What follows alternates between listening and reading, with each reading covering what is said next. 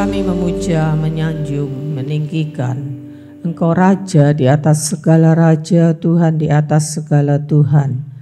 Tidak ada yang seperti Engkau Tuhan. Engkaulah satu-satunya Tuhan, satu-satunya Allah ya Tuhan. Kami percayai, kami mau meninggikan Tuhan, kami mau menyembah Engkau Tuhan, dan kami mau ya Tuhan hidup dekat dengan Tuhan. Terima kasih buat hari ini, terima kasih Tuhan buat apa yang telah Tuhan buat dalam hidup kami ya Tuhan. Sehingga hari ini kami boleh ada, dan berkati ibadah kami ya Tuhan, berkati ya Tuhan apa yang kami persembahkan lewat pujian kami, dan kami percaya Engkau juga memberkati kami lewat kebenaran firman-Mu ya Tuhan. Beri kepada kami hati yang terbuka bagi firman-Mu, pengertian untuk memahami firman dan kehendak-Mu, kemampuan untuk melakukannya. Berkati setiap kami jemaat-Mu Tuhan, untuk kami bisa berfokus pada firman Tuhan, dan kami boleh menerima berkat dari Engkau. Berkati hamba-Mu yang menyampaikan, biar kuasa Roh Kudus-Mu yang akan memampukan hamba-Mu. Terpujilah Engkau Tuhan, kami sambut kebenaran firman-Mu di dalam nama Yesus Kristus Tuhan dan Juru Selamat kami. Haleluya. Amin. Puji Tuhan. Shalom Bapak Ibu Saudara yang dikasihi Tuhan. Kita ada saat ini semata-mata karena kasih anugerah Tuhan. Ya, semua itu Tuhan yang berkarya dalam hidup kita. Ya, semua Tuhan yang memulai. Kalau kita bisa ada, semua karena Tuhan. Kalau kita bisa sehat, karena Tuhan. Kalau kita bisa masih bisa melakukan segala sesuatu, semua karena anugerah Tuhan. Amin. Percaya Tuhan yang memulai segala sesuatu dalam hidup kita. Hari ini kita akan belajar satu topik tentang kesalehan yang tidak saleh. Ya, kesalehan yang tidak saleh. Ya. Kita akan belajar dari kitab Nabi Yesaya. Di dalam Yesaya 64 ayat yang ke-6, tapi nanti kita akan baca di bagian yang berikutnya nanti ya. Bapak Ibu, Nabi Yesaya dan Nabi Yeremia ini khusus adalah nabi yang dipakai Tuhan untuk secara gencar menegur umat Israel. Bahkan Nabi Yeremia ini nabi yang suaranya itu hanyalah suara-suara keras, suara-suara teguran gitu ya. Untuk menyerukan pertobatan ya, bahkan sampai menyampaikan rancangan penghukuman ya, yang Allah akan berikan jika mereka tidak bertobat. Jadi Nabi Yesaya, Nabi Yeremia ini dipakai pada masa-masa pertengahan kerajaan Israel yang kerajaan itu sudah terpecah ya. Kalau di kerajaan Yehuda itu masih lebih mending karena raja-rajanya itu lebih banyak yang takut akan Tuhan, dan ini sesuai dengan janji Tuhan kepada Daud. Ya, bahwa selama mereka tidak menyimpang itu Raja Yehuda itu dari keturunan Daud semuanya, dari keturunan Daud ya, dari Daud, Salomo, kemudian mulai pecah ya menjadi dua kerajaan. Nah yang di kerajaan utara itu tidak dari satu keturunan ya, tidak dari satu keturunan, tapi kerajaan Yehuda itu dari satu keturunan. Di kerajaan utara, kerajaan Israel itu lebih banyak raja-raja yang tidak takut akan Tuhan. Sehingga kalau rajanya tidak takut akan Tuhan, maka umatnya juga tidak takut akan Tuhan. Di kerajaan Yehuda itu lebih banyak raja-raja yang takut akan Tuhan, walaupun ada juga raja-raja yang tidak takut akan Tuhan. Nah, kita tahu, saya yakin Bapak Ibu semua sudah banyak kali mendengar ya, tentang bagaimana kisah bangsa Israel ini, ya, bangsa yang tegar tengkuk, bangsa yang keras kepala ya, dan sampai Yesaya, Yeremia ini dipakai Tuhan secara khusus untuk menegur, untuk memperingati mereka, bahkan menegur dengan keras ya. Dan Yeremia tuh sampai mengalami penderitaan karena dianiaya, karena dia selalu menyerukan yang tidak enak ya. Bahkan mereka lebih percaya kepada nabi-nabi yang tidak disuruh Tuhan, yang menyuruhkan damai, tidak ada hukuman ya. Dan di Yesaya 63-64 itu sebetulnya berisi pengakuan dari umat Israel ya, diwakili oleh Nabi Yesaya ya, untuk mengibah, memohon ya pengampunan dan memohon pertolongan dari Tuhan ya. Nah, kita akan melihat ya terlebih dahulu sebagai pengantar ini tentang bangsa Israel dan rancangan Tuhan ya. Ini pengantar bahwa Israel itu bangsa pilihan Tuhan ya. Dimulai dari pilihan Allah atas Abraham ya, di Kejadian 12 ayat 1 sampai 3 itu bagaimana Allah mulai memanggil Abraham ya. Abraham itu dipanggil sejak dia masih di Mesopotamia, di Ur Kasdim. Itu tertulis di dalam Kisah pasal 7 ya, di dalam pembelaan daripada Stefanus ketika dia diperhadapkan kepada sidang pengadilan ya. Nah, kemudian di dalam Yesaya pasal 43 ya, ayat 1 itu dengan jelas ya, Tuhan itu mengatakan ya, tetapi sekarang beginilah firman Tuhan yang menciptakan engkau hai Yakub, yang membentuk engkau hai Israel. Janganlah takut, sebab aku telah menebus engkau dan telah memanggil engkau ya, dengan namamu. Engkau ini kepunyaanku. Jadi ini bangsa yang memang dibentuk, dirancang oleh Tuhan ya, dimulai dari satu orang, Abraham ya. Kemudian Abraham melahirkan cuma satu anak sampai akhirnya menghasilkan bangsa Israel Ya, dan bangsa inilah setelah menjadi satu bangsa dari 12 suku, dari anak-anak Yakub 12 suku menjadi satu bangsa yang dikhususkan oleh Tuhan. Kemudian Tuhan berkarya di bangsa ini ya pimpin ya lewat Musa ya, dan semua tatanan kehidupan, ya, ibadah, kehidupan sosial, kehidupan moral, kehidupan keluarga, hukum, ekonomi, sampai soal tanah, soal warisan, soal kesehatan diatur langsung oleh Tuhan dengan hukum Taurat.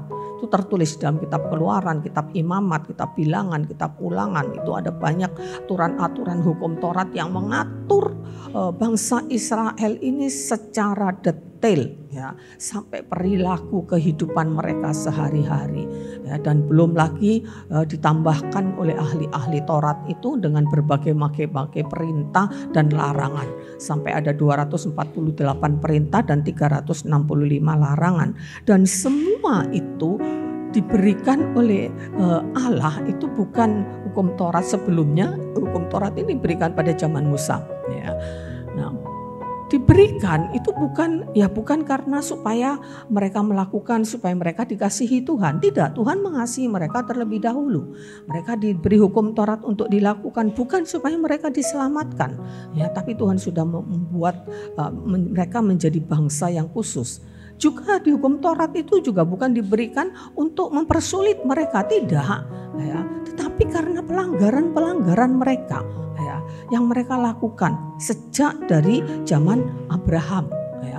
Abraham sudah melakukan beberapa kesalahan ya, ketika dia gagal sabar menunggu waktunya Tuhan untuk dapat mendapatkan anak dari Sarai ya, dia mengambil Hagar ya. Dan semua hukum-hukum itu diberikan ya kepada bangsa Israel karena pelanggaran mereka. Tertulis dalam Galatia 3 ayat 19. Kalau demikian apakah maksudnya hukum Taurat? Ia ditambahkan oleh karena pelanggaran sampai datang keturunan yang dimaksud oleh janji itu, yaitu Yesus. Dan ia disampaikan dengan perantaraan malaikat-malaikat ke dalam tangan seorang perantara. Ya, jadi hukum itu diberikan ya karena pelanggaran supaya mereka memahami bahwa apa yang mereka lakukan ini melanggar hukum atau tidak. Nah, tujuan Allah atas bangsa Israel ini tadi di dalam Yesaya 43 ayat 1 bahwa Israel ini akan menjadi bangsa yang khusus milik Allah sendiri. Umat yang harusnya melakukan kehendak Allah, umat yang dikhususkan, dipisahkan dan dikuduskan untuk menjadi saleh ya. Dan kemudian ada misi yang lebih besar bahwa mereka harus menjadi berkat bagi bangsa-bangsa ya. Mereka harus menjadi berkat. Kita baca di Kejadian 3, Galatia 3 di ayat yang ke-8 ya, dan Galatia ayat 3 ayat 8, dan kitab suci yang sebelumnya mengetahui bahwa Allah membenarkan orang-orang bukan Yahudi oleh karena iman, telah terlebih dahulu memberitakan Injil kepada Abraham, olehmu segala bangsa akan diberkati. Jadi bahwa Allah membenarkan kita ya, orang-orang bukan Yahudi ini ya. Karena apa? Ya karena kita menerima berkat Abraham ya. Di dalam Galatia 3 ayat 14, Yesus Kristus telah membuat ini supaya di dalam Dia, di dalam Kristus berkat Abraham sampai kepada bangsa-bangsa lain, sehingga oleh iman kita menerima roh yang telah dijanjikan itu. Jadi kita ini sekarang menerima berkat Abraham. Ya, apa sih berkat Abraham? Berkat Abraham itu bukan keturunan menjadi bangsa yang besar. Ya, memang itu berkat khusus kepada Abraham secara khusus. Tanah perjanjian, kekayaan Abraham itu tertulis, Alkitab mencatat Abraham itu sangat kaya. Dia menjadi bangsa yang besar, namanya akan masyhur. Ya, itu tertulis di dalam Kejadian 12 ayat 2 di mana Tuhan berjanji kepada Abraham. Tapi berkat yang utama dari berkat Abraham ya, itu bukanlah hal-hal materi itu. Ya, bukan tanah ya, bukan berkat-berkat kekayaan, tapi yang terutama pertama berkat Abraham ya seperti yang tertulis di dalam Galatia 3 tadi adalah bahwa di dalam Dia Kristus ya, dalam dia ini adalah Kristus, Injil yang sudah diterima oleh Abraham ya. Memang Injil itu sepertinya konteksnya di zaman perjanjian lama, tetapi Alkitab itu dari Kejadian sampai Wahyu itu kalau ditarik garis merah itu berbicara tentang Injil, tentang keselamatan manusia di dalam Yesus Kristus yang memang akan datang, yang belum datang pada zaman perjanjian lama, pada zaman Abraham. Tapi Galatia tadi jelas menyatakan bahwa kita sekarang orang-orang bukan Yahudi yang percaya ini telah menerima Injil yang telah terlebih dahulu diterima oleh Abraham ya. Jadi berkat Abraham itu adalah berkat Injil, berita keselamatan, iman. Berkat iman, kepercayaan Abraham kepada Tuhan ya, bukan keturunan, bukan kekayaan ya. Ada satu gambar nih yang saya dapatkan ya, satu quote ya gini yang mengatakan di sini dituliskan mungkin tidak jelas di situ ya. Jehovah Jireh, kata Jehovah Jireh ini dimulai ketika tertulis ketika Abraham mempersembahkan Ishak ya, kemudian Tuhan menggantikan Ishak itu dengan anak domba dan di sana dikatakan Tuhan sudah menyediakan. Nah, ada sebuah tulisan yang menarik bahwa Jehovah Jireh, Jehovah Jireh is not talking about, saya tuliskan ya. Ya, mungkin lebih jelas. Jehovah Jireh is not talking about providing a car, it is talking about providing a lamb. Ya, jadi Jehovah Jireh ini bukan berbicara soal penyediaan mobil ya atau materi-materi lainnya, tetapi berbicara tentang penyediaan anak domba. Ya, Allah akan menyediakan anak domba yang harus mati di bawah murka Allah. Ya, jadi berkat Abraham ya, berkat Abraham itu adalah anak domba Allah, keselamatan oleh korban anak domba Allah. Jadi peristiwa Abraham menyerahkan Ishak ya, itu merupakan tipologi dari pengorbanan Yesus Kristus. Abraham menyerahkan anaknya yang tunggal untuk menjadi korban.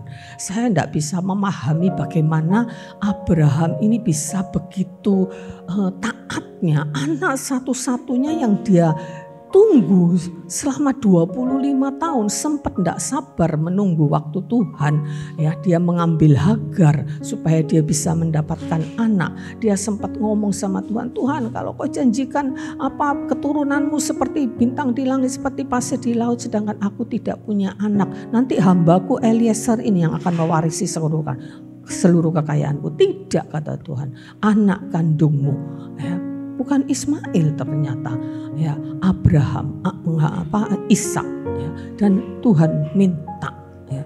Saya tidak bisa bayangkan bagaimana perasaan Abraham ketika dia harus membawa Ishak untuk dibawa ke Gunung Moria sesuai perintah Tuhan.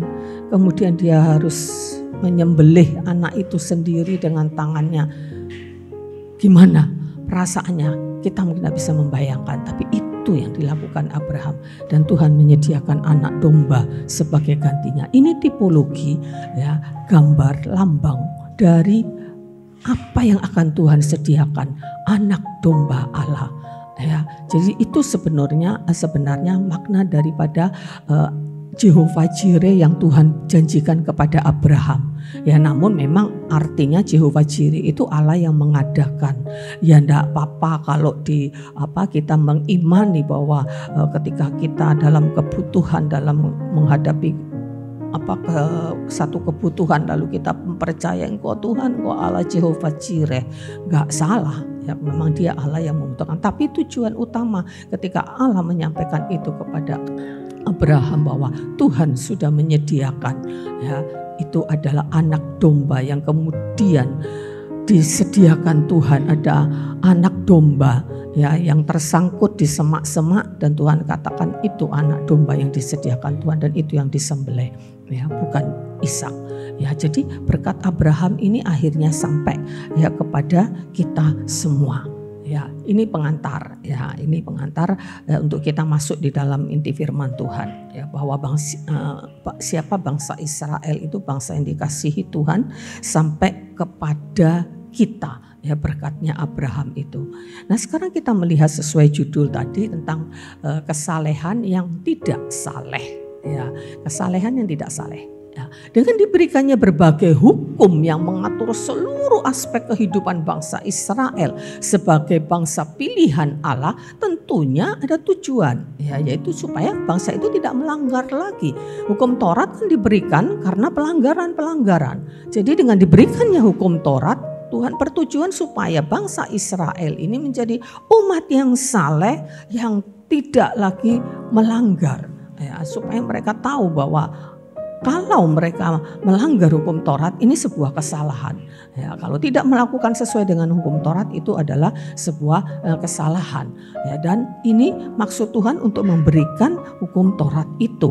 Ya, dan bangsa Israel itu melihat dengan kasat mata. Ya, kalau kita baca di dalam Yesaya 64 di ayat yang pertama, Yesaya 64 ayat yang pertama ya, kita baca, saya tidak tuliskan di situ.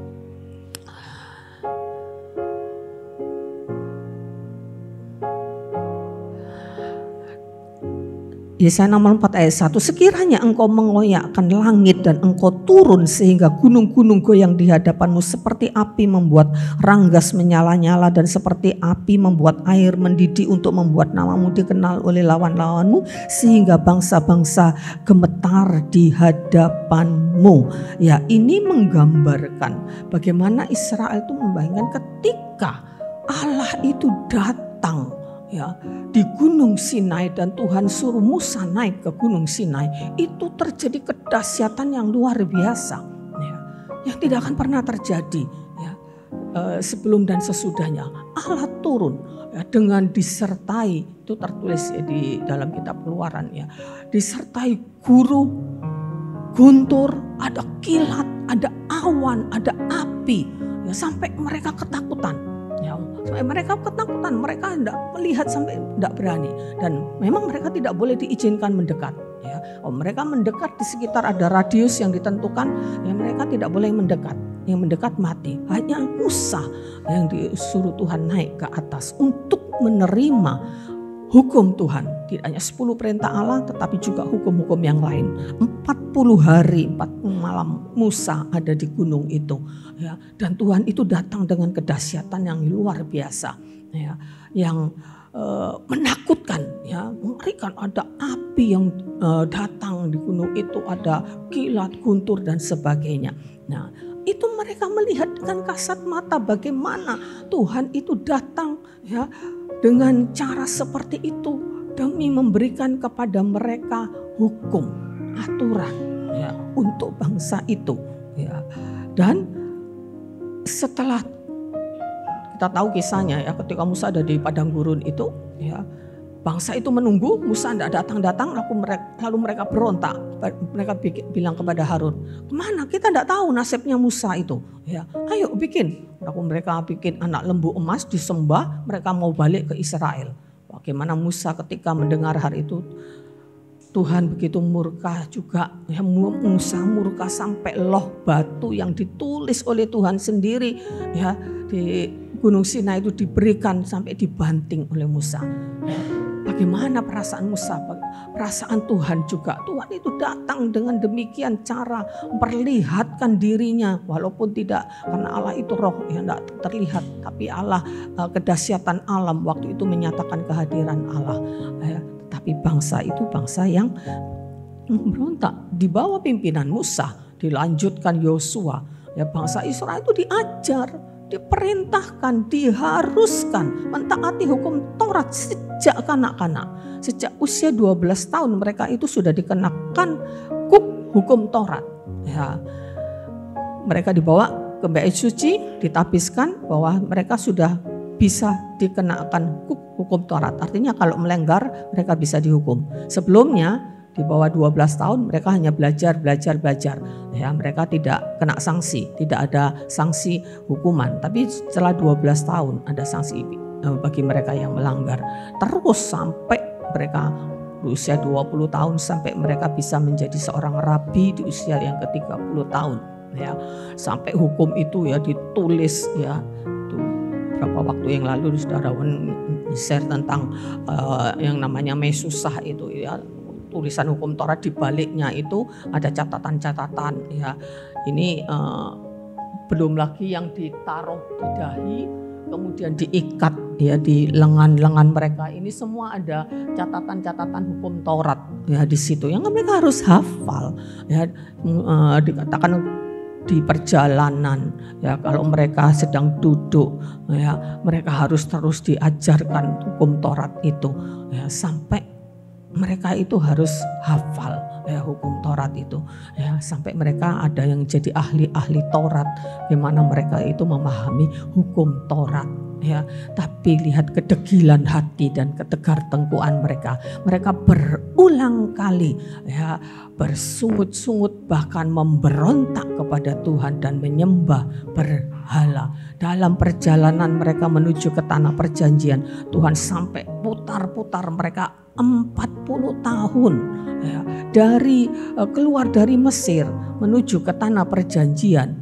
Itu diperkirakan waktunya itu tidak sampai 1 tahun ya, untuk mereka kalau jalan lurus ya sesuai itu. Tapi Tuhan putar-putar mereka melewati Masa dan Meribah itu yang dimana mereka bersungut-sungut karena tidak ada air, itu sampai 2 kali mereka lewat di situ, terus berputar sampai 40 tahun. Dan mereka terus-menerus terpengaruh dengan penyembahan berhala ya. Tapi hukum-hukum Taurat itu ya tetap mereka lakukan gitu. Terutama hukum-hukum seremonial, hukum-hukum ibadah ya mereka melakukan ya. Mereka melakukan ya, tetapi hati mereka itu memberontak kepada Tuhan. Tuhan tahu hati mereka itu memberontak. Cenderung setiap kali mereka selalu cenderung ya kepada penyembahan berhala.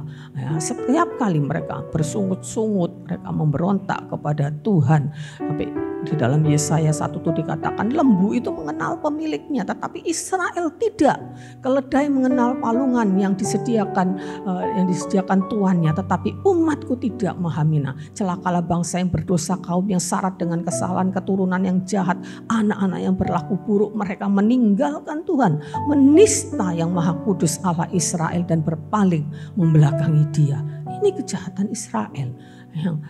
Dan hati mereka itu tidak sungguh-sungguh mempercayai Tuhan seperti bapak leluhurnya Abraham. Ya, mereka tidak sungguh-sungguh hatinya percaya kepada Tuhan. Ya, waktu mereka keluar dari Mesir ya karena penindasan, ya mereka ikut daripada ditindas di Mesir. Tapi terbukti di tengah perjalanan mereka berulang kali minta balik lagi ke Mesir. Ya, mereka tidak bisa, hatinya tidak bisa mempercayai Tuhan sungguh-sungguh. Ya, baru kalau mereka melihat mujizat, ya mereka percaya. Tapi kalau tidak, mereka berontak lagi kepada Tuhan. Ya, sampai kitab Yeremia itu lebih banyak mencatat kejahatan ya dari umat Israel, ya, hampir di seluruh pasal. Ya. Nah, sebetulnya esensi dosa itu bukan di perbuatan-perbuatannya, tapi esensi dosa yang sesungguhnya itu di dalam masalah hati. Ya, yang dikatakan mereka itu hatinya sudah membelakangi Tuhan, hati yang memberontak kepada Allah terus-menerus, sehingga relasi dan keterikatan mereka dengan Allah itu menjadi rusak. Ya, karena itulah mereka bisa berulang kali memberontak kepada Tuhan, karena hatinya ini sudah tidak lagi terikat kepada Tuhan. Ya, mereka tidak terikat kepada Tuhan hatinya. Ya, kalau ada pengaruh penyembahan berhala, mereka ikut menyembah berhala, menyembah dewa Baal. Ya, itu mereka lakukan. Ya, di dalam Yesaya 29 ayat 13 dikatakan, dan Tuhan telah berfirman, oleh karena bangsa ini datang mendekat dengan mulutnya dan memuliakan Allah dengan bibirnya, padahal hatinya menjauh daripadaku dan ibadahnya kepadaku hanyalah perintah manusia yang mereka lakukan. Ya, jadi Bapak Ibu Saudara yang dikasihi Tuhan, apa yang kita bisa lihat dari bangsa Israel ini? Ya, bagaimana mereka itu beribadah taat, persembahkan korban taat. Ya, tapi hatinya Tuhan bilang, hatimu tuh jauh daripadaku. Ya, sampai Tuhan tuh, Yesaya pasal 1 Tuhan mengatakan sampai aku ini muak sudah dengan persembahan-persembahanmu, ibadahmu, perayaan-perayaanmu. Ya, karena hatimu tidak padaku. Mereka hanya melakukan perintah manusia yang dihafalkan itu. Ya, mereka hafal harus melakukan ini, korban-korban yang diharuskan. Ya, ketika mereka datang ibadah, mereka lakukan, tapi hatinya jauh daripada Tuhan. Ya, jadi kesalehan inilah, ya, kesalehan yang dilakukan oleh bangsa Israel, ya, kesalehan yang dalam tanda kutip, ya, yang mereka itu begitu taatnya kepada beberapa aturan-aturan seremonial. Ya, mereka berdoa, jam doa itu biasanya jam 9, jam 3 sore. Ya, kalau mereka ada di tengah jalan mereka berdoa. Ya, sampai ya mereka bahkan dengan sengaja waktunya jam doa mereka keluar, ya, supaya mereka bisa doa di jalan dengan tujuan supaya bisa dilihat orang.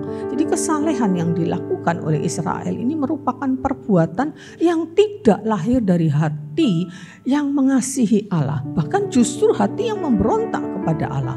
Maka inilah kesalehan yang tidak saleh, ya, kesalehan yang palsu yang sangat Tuhan tidak suka. Itu ayat yang saya sebutkan tadi dalam Yesaya 1:13-14 bahwa Tuhan tidak suka. Tuhan akan mengatakan sampai muak, ya, dengan apa yang mereka lakukan, ya, dan dengan apa saja yang mereka buat, ya, mereka melakukan ritual-ritual, yang mereka melakukan kehidupan sehari-hari, ya, itu diwarnai dengan peraturan hukum Taurat.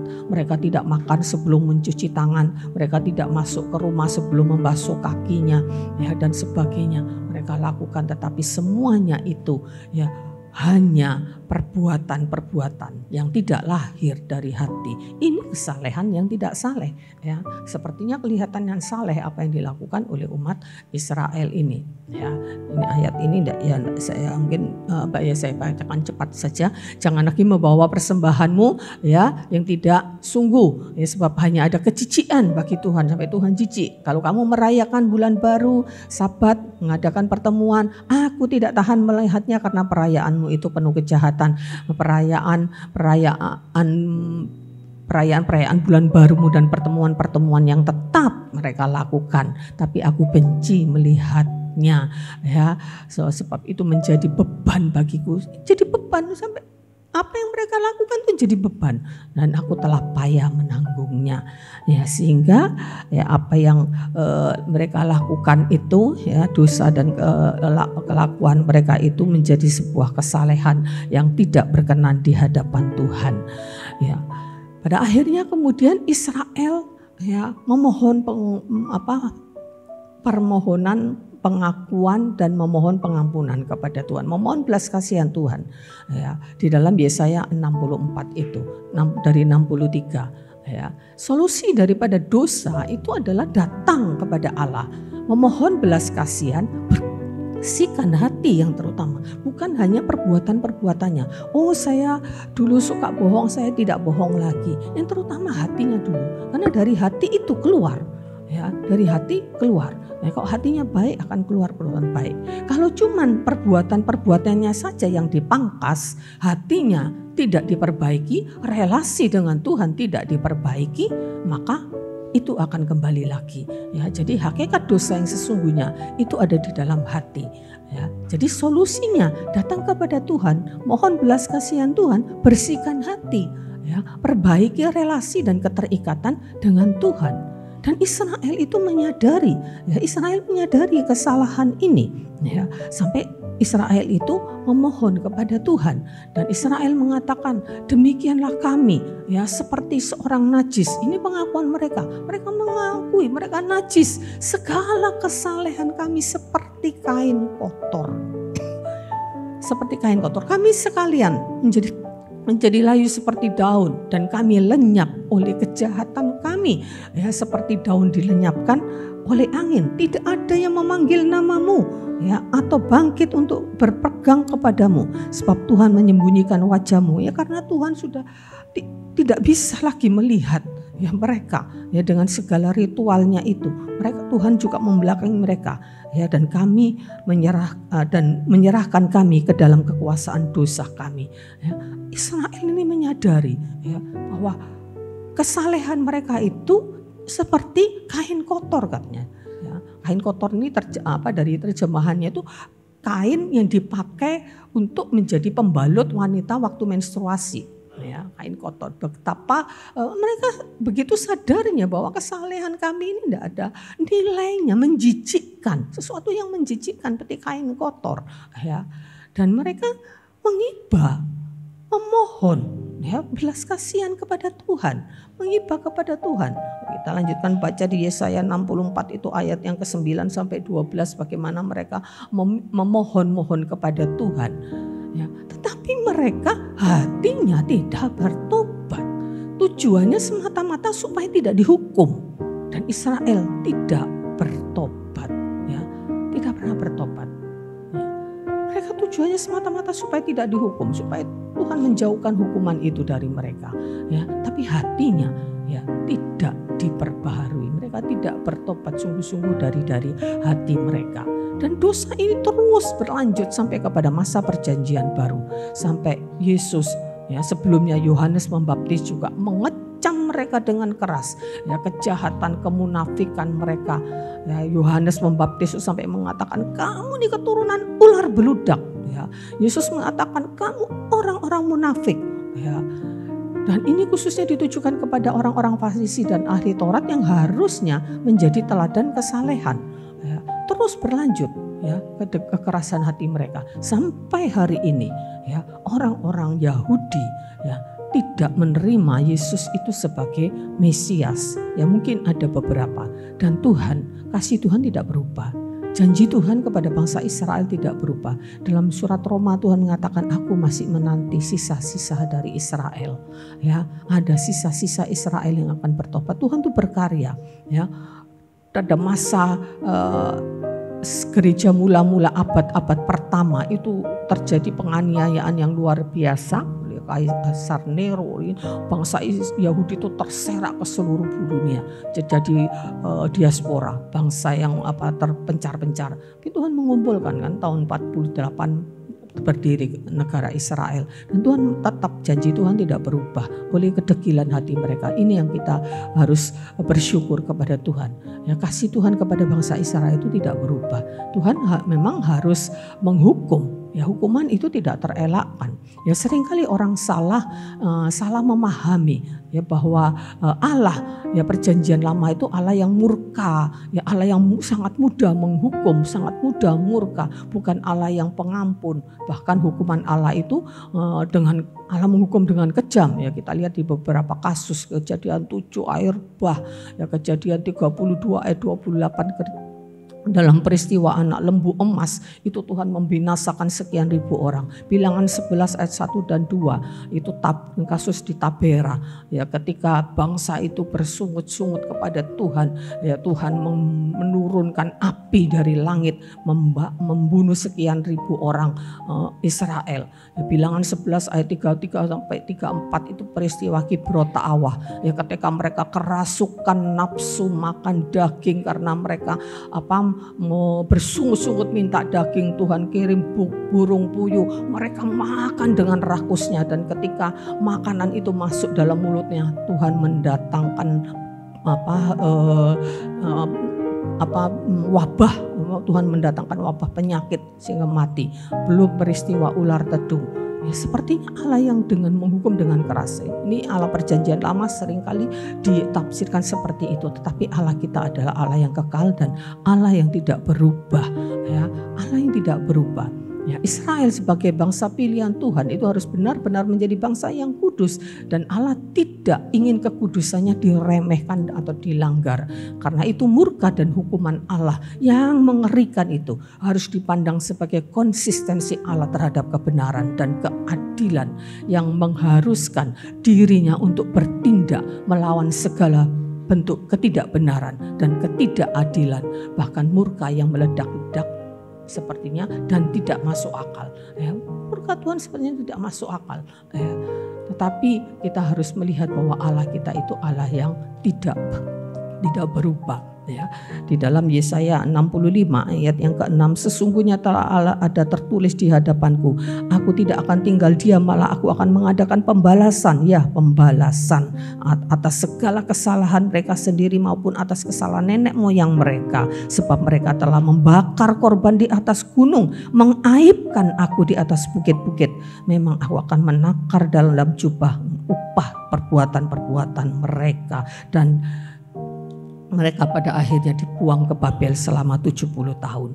Ya, ini yang terjadi kepada bangsa Israel. Nah, poin pentingnya itu adalah ini adalah peringatan untuk kita.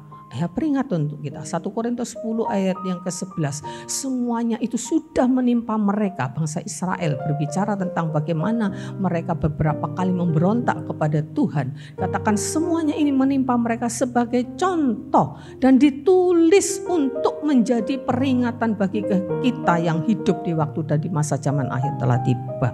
Jadi ini poin pentingnya apa yang saya sampaikan pada pagi hari ini untuk menjadi peringatan bagi kita.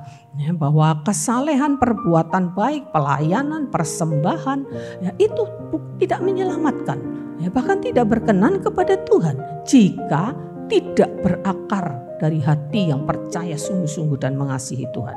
Saya menyampaikan di bulan yang lalu tentang berakar.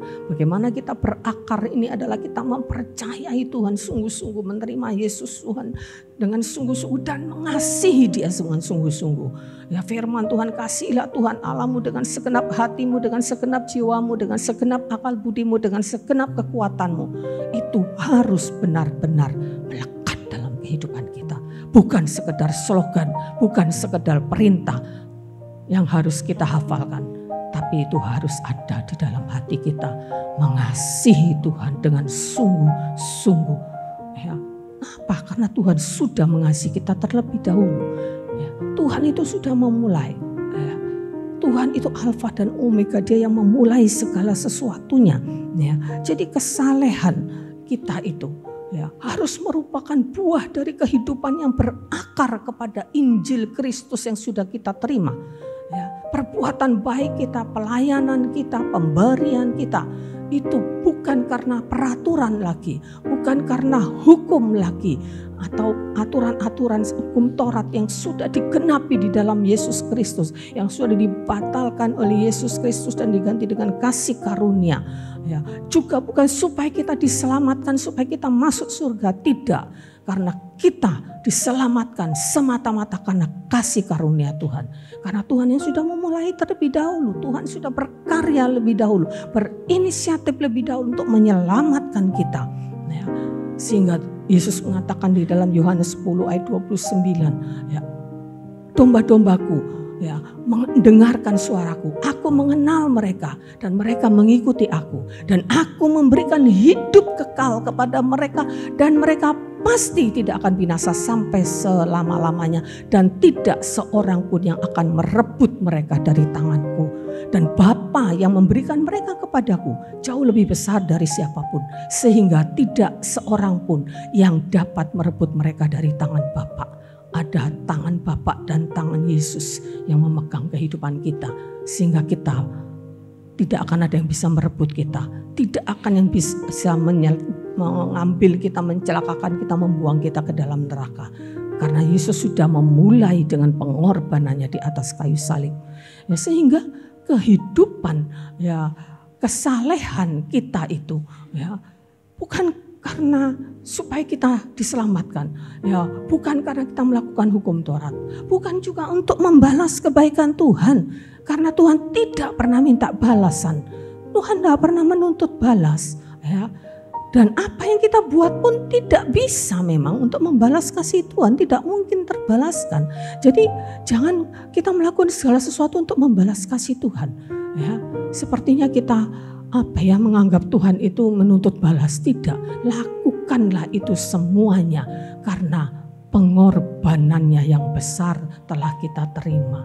Ya, memang kalau kita tuh punya hati nurani, punya akal budi, kita menerima kebaikan Tuhan, yaitu kita akan kembali untuk berbuat baik.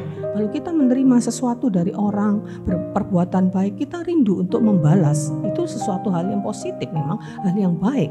Ya. Tetapi kepada Tuhan, ya, kita tidak bisa membalas kasih Tuhan. Dan kita harus yakini Tuhan memberikan itu dengan penuh kasih, ya, dengan penuh kerelaan, ya, dan Dia tidak pernah menuntut balas. Ya, pengorbanannya yang besar, ya, itu sudah mengubah hakikat kita dari orang berdosa menjadi orang benar. Karena itulah kita hidup benar.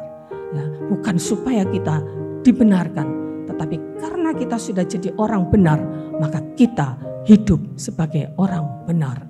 Ya, karena Tuhan ya sudah melakukan terlebih dahulu, memberikan kasih-Nya kepada kita, ya, maka keterikatan hati kita dengan hati-Nya, hati yang mengasihi Tuhan, itulah yang harus menjadi landasan untuk kita hidup benar-benar saleh. Bukan kesalehan yang tidak saleh, tapi kita benar-benar hidup saleh, ya, karena keterikatan hati kita dengan hati Tuhan, sehingga kita melakukan segala sesuatunya itu, ya, karena kasih Tuhan yang sudah diberikan kepada kita. Kita melayani karena Dia sudah melayani kita terlebih dahulu, ya. Kita berbuat baik karena Dia sudah terlebih dahulu berbuat baik kepada kita. Kalau kita memberi persembahan, ya, minggu lalu Bapak Gembala sempat share, ya, soal persepuluhan, ya. Terserah Bapak Ibu mau mengembalikan persepuluhan atau mau memberi apa, ya, itu urusan Bapak Ibu dengan saudara. Kami hamba-hamba Tuhan, ya, hanya menyampaikan kebenaran firman Tuhan. Semua itu lakukanlah dengan hati yang mengasihi Tuhan. Kalau engkau bisa memberi, bukan karena jasamu, karena Tuhan sudah memberi engkau terlebih dahulu. Amin. Kita bisa memberi kepada Tuhan, beri persembahan apapun, karena Tuhan sudah kasih terlebih dahulu kepada kita. Kalau tidak, apa yang kita berikan? Ya, kalau kau memberikan persepuluhan, itu karena Tuhan sudah memberkati engkau terlebih dahulu.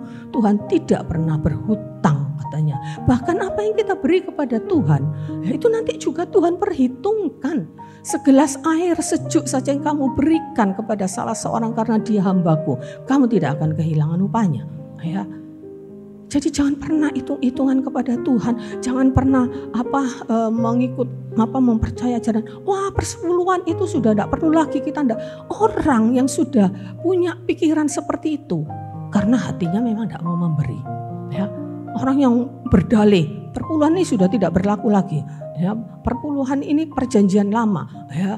Memberi kepada Tuhan itu sudah tidak lalu, kita tidak perlu lagi, ya, karena memang hatinya tidak mau memberi. Sudah tidak usah berdalih dengan macam-macam. Bapak Ibu mau memberi, berilah. Tidak mau memberi, silakan, ya. Jadi itu hati nurani kita dengan Tuhan, ya. Tuhan sudah memulai segala sesuatunya bagi kita. Tuhan sudah mengorbankan hidupnya. Kalau kita bisa hidup benar, kita bisa berbuat baik, karena Tuhan yang sudah memberikan kepada kita kemampuan itu. Karena Tuhan yang sudah mengubah hidup kita, ya. Kalau kita bisa melayani Tuhan, karena Tuhan sudah melayani kita terlebih dahulu. Jadi semuanya itu, Dia itu Alfa yang memulai segalanya, dan Dia akan mengakhirinya. Dia Omega, ya. Dia akan mengakhiri segala sesuatunya. Allah yang sudah memulai segala sesuatu itu juga yang baik di dalam kita, Dia juga yang akan menyelesaikannya, dalam Filipi 1 ayat yang ke-6. Karena itu mari Bapak Ibu Saudara yang dikasihi Tuhan, kita percaya, ya, bahwa kita harus melakukan apa yang Tuhan perintahkan. Kita harus hidup saleh, kita harus hidup benar, karena kita adalah orang-orang benar, ya. Bukan karena kita diikat oleh peraturan hukum. Ya, seringkali kan kita melakukan segala sesuatu tuh karena takut kepada hukum. Ya, naik motor pakai helm supaya tidak ditangkap polisi, bukan untuk melindungi kepalanya. Ya, supaya tidak ditangkap polisi. Ya, itu kan salah, melakukan segala sesuatu hanya demi hukum. Tuhan tidak ingin kita seperti bangsa Israel. Apa yang sudah dilakukan oleh bangsa Israel, 1 Korintus 10 ayat 11 tadi mengatakan, untuk menjadi peringatan bagi kita. Jadi hati-hati kita harus sungguh-sungguh mengingat, jangan sampai kita mengulang apa yang dilakukan oleh bangsa Israel. Hatimu jangan pernah berpaling dari Tuhan. Ya, seperti bangsa Israel yang masih percaya dewa ini, percaya dewa itu. Nah, Raja Salomo sendiri anak kandung Daud, akhirnya sempat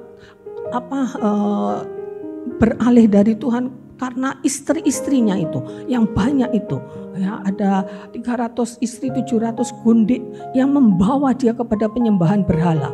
Ya, sampai sempat Raja Salomo ini melakukan penyembahan berhala. Untuk masa tuanya dia bertobat. Ya, prediksi bahwa kitab pengkhotbah itu ditulis kesia-siaan ditulis Salomo pada masa tuanya ketika dia kembali kepada Tuhan. Itu semata-mata karena janji Tuhan kepada Daud. Ya, jadi Bapak Ibu Saudara yang dikasihi Tuhan, mari ya kita bangun kehidupan kita menjadi orang-orang yang memiliki kehidupan yang saleh di hadapan Tuhan, karena kita adalah orang-orang saleh. Ya, karena kita adalah orang-orang benar. Ya, bukan lagi orang-orang dunia, harus berbeda. Ya, jangan anggap apa yang wajar dilakukan oleh dunia itu kebenaran. Ya, ini bahayanya prinsip kewajaran itu. Apa yang wajar belum tentu benar. Ya, jadi kita harus berprinsip kepada kebenaran firman Tuhan, bahwa kita harus benar-benar hidup saleh. Ya, salehnya harus kita usahakan. Ya, memang sebenarnya kita hidup di dalam dunia kita masih mungkin belum mampu ya untuk bisa sempurna seperti Allah, tapi targetnya ya memang sempurna seperti Dia yang adalah sempurna ya. Tapi kesempurnaan itu memang sulit untuk dicapai di dalam dunia, dan Tuhan kasih kita Roh Kudus dan kita percaya ya kita akan mampu. Ya, sering kali kita katakan kita tidak mampu ya, akhirnya kita akan tidak sampai kepada kesempurnaan itu. Ya, kita bisa hidup benar, kita bisa jujur ngomongnya, tidak ada bohong-bohongnya. Ya, hati kita juga bisa benar-benar bersih, tidak ada iri hati, tidak ada kebencian. Ya, kita bisa benar-benar hidup saleh Bapak Ibu, karena Tuhan sudah berkarya dalam hidup kita. Jangan andalkan kekuatan sendiri, kita pasti tidak bisa. Tapi ketika kita mengandalkan Tuhan, sungguh-sungguh berpegang kepada kebenaran firman Tuhan, baca firman Tuhan, makan firman Tuhan setiap hari, renungkan firman Tuhan itu setiap hari, minta Roh Kudus memimpin kehidupan kita, mengendalikan pikiran, perasaan, perkataan kita. Izinkan Roh Kudus berkarya, jangan padamkan roh itu dalam hati kita. Maka kita akan menjadi orang-orang yang benar-benar saleh. Amin.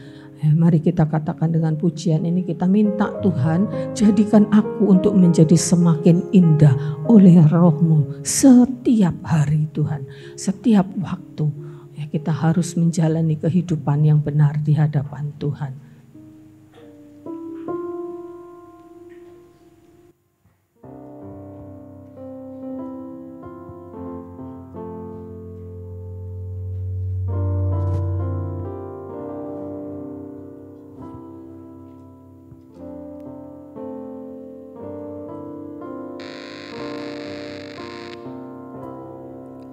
Mari jadikan pujian ini sebagai permohonan kita, sebagai pernyataan kita di hadapan Tuhan, untuk supaya kita menjadi semakin indah di hadapannya.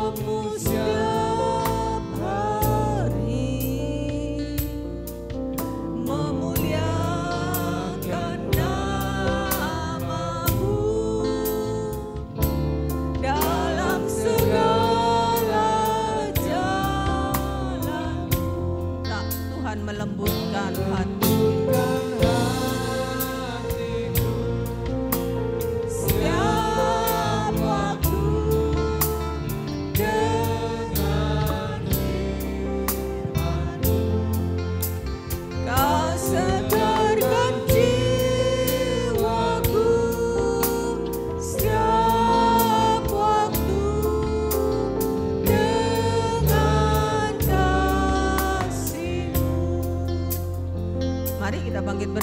di hadapan Tuhan, menghadap Tuhan, meminta Tuhan untuk menjadikan kita semakin hari semakin indah. Bukan dengan kekuatan kita, tapi oleh kekuatan Roh-Nya, untuk memancarkan kasih-Nya dalam seluruh kehidupan kita.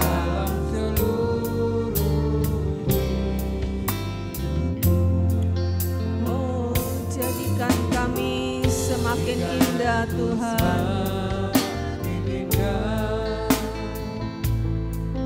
Oleh Roh-Mu setiap hari memuliakan nama-Mu dalam segala jalanku.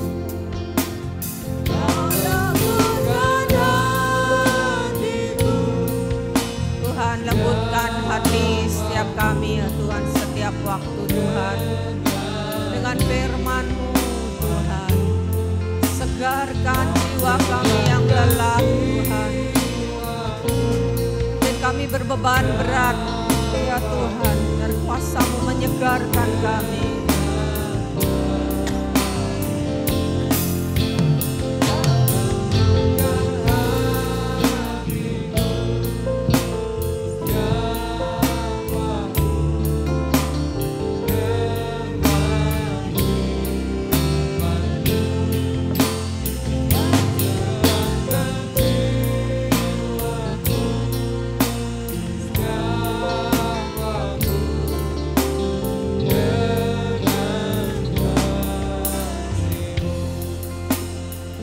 Kami bersyukur kepadamu ya Bapa yang mengasihi kami untuk semua yang telah Tuhan buat bagi kami ya Tuhan. Terima kasih untuk pengampunan-Mu, terima kasih untuk keselamatan yang Kau berikan kepada kami. Terima kasih untuk kehadiran-Mu di tengah kami pagi hari ini yang telah memberkati kami ya Tuhan. Terima kasih untuk kebenaran firman-Mu yang mengingatkan kami. Kami harus hidup benar di hadapan Tuhan. Kami tahu ya Tuhan, kami terbatas tapi Engkau yang Maha Kuasa sanggup menolong kami. Itu sebabnya kami menyerahkan hidup kami sekali lagi dalam tangan-Mu. Engkau yang akan menolong kami, memberi kekuatan kepada kami untuk belajar taat kepada kehendak-Mu. Kami menyerahkan seluruh keluarga kami juga kepada-Mu dalam pemeliharaan-Mu. Kami percaya, kami aman, kami merasa kasih-Mu ya Tuhan setiap hari. Kami menyerahkan juga kehidupan anak-anak kami juga ya Tuhan, supaya generasi penerus ini juga diberkati Tuhan. Ibadah mereka, sekolah mereka Tuhan tolong. Di mana mereka bersekolah, berkatilah sekolahnya ya Tuhan. Kami secara khusus berdoa juga untuk Bintang Harapan. Tuhan berkati sekolah ini terus untuk menjadi berkat. Kami percaya Bapa, Tuhan akan menolong kami dalam kesehatan kami, dan semua masalah yang kami hadapi. Kami percaya Tuhan sanggup menolong kami, memberikan hikmat kepada kami. Anak-anak-Mu yang terbaring sakit, yang terhalang untuk hadir pagi hari ini, Tuhan tolong mereka supaya Tuhan menjamah mereka, berikan kekuatan pada mereka ya Bapa. Terima kasih Tuhan, kami percaya Tuhan akan memimpin kami kembali ke rumah kami masing-masing dengan selamat. Kami percaya tangan-Mu juga akan menopang kami selama kami hidup dalam dunia ini. Terpujilah Engkau ya Tuhan, kami boleh persembahkan hidup kami dan mempersembahkan semua yang ada pada kami. Dan persembahkan ibadah kami pagi ini kepada-Mu di dalam satu nama yang terhormat, nama Yesus Tuhan dan Juru Selamat kami. Bapa kami yang di surga, dikuduskanlah nama-Mu, datanglah kerajaan-Mu. Jadilah kehendak-Mu di bumi seperti di surga. Berikanlah kami pada hari ini makan kami yang secukupnya. Dan ampunilah kami akan kesalahan kami, seperti kami juga mengampuni orang yang bersalah kepada kami. Dan jangan bawa kami ke dalam pencobaan, tetapi lepaskanlah kami daripada yang jahat. Karena Engkau-Lah yang punya kerajaan, kuasa, kemuliaan sampai selama-lamanya. Amin. Mari kita berkati Indonesia. Dalam nama Tuhan Yesus Kristus diberkatilah Indonesia. Diberkatilah dengan keselamatan. Diberkatilah dengan keamanan. Diberkatilah dengan kedamaian. Diberkatilah dengan kemakmuran. Diberkatilah dengan kesehatan. Diberkatilah presiden dan pemimpin di daerah-daerah. Diberkatilah Kabupaten Probolinggo. Diberkatilah orang-orang percaya di Kabupaten Probolinggo. Amin. Sekarang jemaat yang dikasihi Tuhan, turunlah atasmu sekalian berkat dari Bapa itu yang akan terus melimpah dalam hidupmu. Diberikanlah engkau kekuatan untuk menghadapi semua perkara dalam dunia ini. Dan Yesus Kristus dengan damai sejahteranya terus mengawali hati dan pikiranmu. Dan Roh Kudus akan menuntun saudara, menyertai, mengurapi, memakai saudara sekalian jadi berkat bagi banyak orang. Dalam nama Tuhan Yesus Kristus. Amin. Paling meriah buat Tuhan. Mari jemaat Tuhan, kami undang untuk mengikuti ibadah komsel agar kita terus dibangun di dalam iman. Untuk informasi penempatan komsel bisa menghubungi Bapak Gembala. Hari Rabu ada ibadah wanita pukul 5 sore. Hari Sabtu ibadah remaja pukul 4 sore. Hari Minggu ibadah raya 1 pukul setengah 7 pagi. Ibadah anak pukul setengah 9 pagi. Dan ibadah raya 2 pukul 4 sore. Mari hadir di acara Fellowship PBIS Jatim Bali yang akan diadakan tanggal 13-14 Juni di Malang. Dukungan remaja kita untuk mengikuti acara Youth Camp PBIS Komda Jatim Bali tanggal 4-6 Juli di Jombang. Acara ini bisa diikuti oleh anak SMP hingga mahasiswa. Informasi lebih lanjut bisa menghubungi Saudara Theo. Bagi Bapak Ibu Saudara yang belum pernah mengisi data jemaat, dapat mengisi formulir data jemaat di belakang atau dapat mengisi pada Google Form. Link sudah dibagikan di grup WhatsApp gereja. Kami mengucapkan selamat ulang tahun bagi jemaat yang berulang tahun bulan ini. Sehat badannya, kuat imannya di dalam Tuhan. Setelah ibadah, yuk ikuti break agar persaudaraan kita semakin erat. Supaya kamu dibaharui di dalam roh dan pikiranmu dan mengenakan manusia baru yang telah diciptakan menurut kehendak Allah di dalam kebenaran dan kekudusan yang sesungguhnya. Tuhan Yesus memberkati.